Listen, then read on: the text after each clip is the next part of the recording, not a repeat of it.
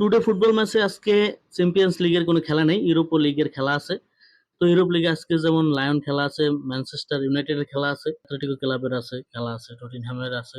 তো আমি আশা করি আজকের ম্যাচগুলো অনেক ভালো হতে যাচ্ছে ইউরোপের লিগগুলোর। তো এখানে আপনাদের সামনে যে তিনটা ম্যাচ ওপেন করে রাখছি দেখতে পারতেছেন, এই তিনটা ম্যাচের ভিতর আপনারা কোন ম্যাচটা জিততে পারে সেটা অবশ্যই কমেন্টের মাধ্যমে জানাবেন। আমি এখানে ম্যানচেস্টার ইউনাইটেডকে আগে রাখবো এবং অ্যাটলেটিকো ক্লাবকেও আগিয়ে রাখবো, এদিকে টটিনহ্যামকেও আমি এগিয়ে রাখবো। আমার ধারণা এখানে এই কটা টিম জিতার সম্ভাবনা আছে। আপনারা জানাবেন আসলে কারা জিততে পারে। তো গতকালকে যারা খেলা হয়েছে এর ভিতর আমি কয়েকটাই বলেছিলাম, আপনারা সবাই জানেন। আমি আপনাদেরকে আবার দেখাচ্ছি, আমি বলেছিলাম যে বার্সেলোনা এগিয়ে থাকবে, তো বার্সেলোনা কিন্তু 4-0 জিতেছে, সবাই জানেন।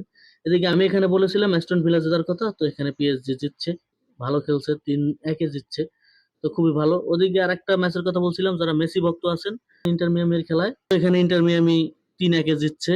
তারা কোয়ার্টার ফাইনালসে দুর্দান্ত ভাবে এগিয়ে গিয়েছে, কোয়ার্টার ফাইনালে তারা জয়ী হয়েছে, 3-1 গোলে তারা সর্বশেষ ম্যাচটায় উইন হয়েছে। তো আগে একটা গোল খাওয়া ছিল, তো টোটাল 3-2 খেলা হয়েছে, তো ইন্টার মিয়ামি জিতে গেছে। আমি বলেছিলাম যে এখানে ইন্টার মিয়ামি এগিয়ে থাকবে, কারণ তারা পরপর দুটো ম্যাচ জিততে পারে নাই, আর তাছাড়া আজকের ম্যাচটা খুবই গুরুত্বপূর্ণ ছিল।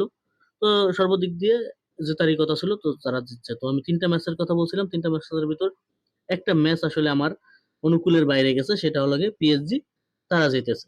আজকের ম্যাচে কারা জিততে পারে সেটা অবশ্যই আপনারা জানাবেন। আপনাদের কাছে এটুকু অনুরোধ থাকবে, সবাই কমেন্টের মাধ্যমে জানাবেন আসলে কারা জিততে পারে এই তিনটা ম্যাচের, ইউরোপ লিগের এই তিনটা ম্যাচের ভিতর কারা জিততে পারে, দেখবো আমার সাথে আপনাদের মেলে কিনা।